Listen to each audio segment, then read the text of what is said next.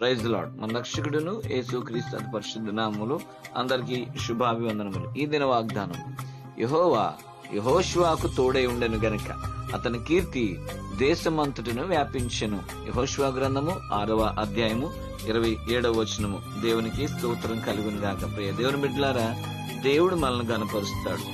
దేవుడు మనల్ని గణపరిస్తే అది చాలా ఉన్నతంగా ఉంటది. నన్ను గణపరచు వారిని నేను గణపరుస్తాను అన్నాడు.